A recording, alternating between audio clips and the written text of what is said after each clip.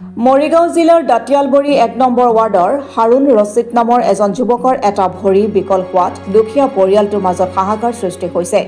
৫জন পৰিয়াল পোহপাল দিয়া বহুতো অসুবিধাৰ সন্মুখীন হৈছে।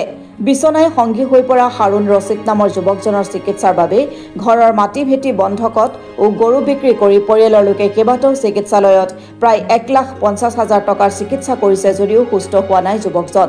বৰ্তমান যুৱকজনৰ চিকিৎসাৰ বাবে ধনৰ প্ৰয়োজন হৈছে। শেহতীয়াকৈ সংবাদ মাধ্যমৰ জৰিয়তে অসম চৰকাৰৰ লগতে অসমবাসী ৰাইজ তথা দল সংগঠনৰ ওচৰতো সহায় বিচাৰিছে পৰিয়ালে। আহকচোন আমি সকলোৱে এই দুৰ্ভগীয়া পৰিয়ালটোক কিছু পৰিমাণে আৰ্থিক সাহায্য প্ৰদান কৰি জটিল ৰোগত আক্ৰান্ত হোৱা হাৰুণ ৰছিদৰ উন্নত চিকিৎসা প্ৰদানৰ ক্ষেত্ৰত কিছু পৰিমাণে সহায়ৰ হাত আগবঢ়াওঁ।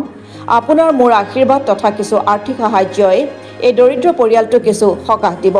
যদি কোনো হৃদয়বান লোকে এই যুৱকজনক সহায় কৰিব বিচাৰে তেন্তে Punjab national bank account number 0778011238336 নম্বৰত আৰ্থিক সহায় আগবঢ়াব পাৰে।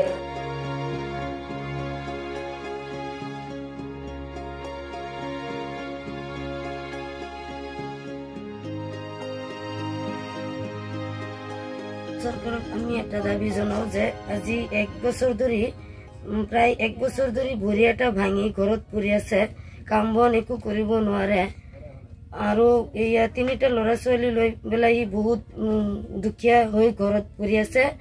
এতিয়া ল'ৰা ছোৱালী কেইটাক যে সি কিবা এটা খুৱাব এইটো নাই, চিকিৎসা পাতি কৰিব নোৱাৰে। চিকিৎসা পাতি কৰিছিল, কিমান টকা আছিলে এইকেইটা দি চিকিৎসা কৰিছিলে, এতিয়া টকা নাই হাতত সিহঁতৰ।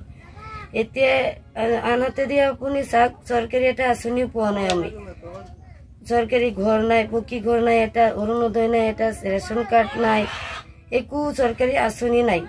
দুখীয়া মানুহ সিহঁতে কাম বন কৰি খায়, এতিয়া কাম বন কৰিব নোৱাৰে, মানুহৰ পৰা খুজি মাগি আনি যেন তেন কৰি দিনটো পাৰ কৰে মানে। আৰু খোৱা বোৱাটো বহুত কষ্ট হৈ আছে, চিকিৎসা পাতি কৰিব নোৱাৰোঁ আমি। এতিয়া আমাক যদি অসম চৰকাৰে কিবা সাহায্য কৰে বুলি আমি আপত্তি জনাইছোঁ হাত জোৰ কৰি। চৰকাৰ বা কোনোবা হতাশ ব্যক্তি যদি হাৰুণুল ৰছিদক কোনোবা সহায় কৰিব পাৰে তেন্তে আমি হাৰুণুল ৰছিদৰ একাউণ্ট নম্বৰটো দি আছোঁ। এইটো একাউণ্ট নম্বৰত আপোনালোকে যদি সহায় কৰিব বিচাৰে তেন্তে এই একাউণ্ট নম্বৰত সহায় কৰিব অনুৰোধ কৰি কৈছোঁ। একাউণ্ট নম্বৰটো কওকচোন। একাউণ্ট নম্বৰটো হ'ল 0778011238336। এইটো নম্বৰত আপোনালোকে এই একাউণ্ট নম্বৰত হাৰুণুল ৰছিদক কিবা এটা দি আপোনালোকে সহায় কৰিব। অসম চৰকাৰক তথা আমাৰ দল সংগঠনক আমি হাত জোৰ কৰি অনুৰোধ কৰি কৈছোঁ হাৰুণুল ৰছিদক সহায় কৰিব, যাতে সি চিকিৎসা কৰি যাতে সুস্থ হ'ব পাৰে, পৰিয়ালটো লৈ যাতে সুখে থাকিব পাৰে, সেইটোৰ কাৰণে আপোনালোকক হাত জোৰ কৰি অনুৰোধ কৰিছোঁ।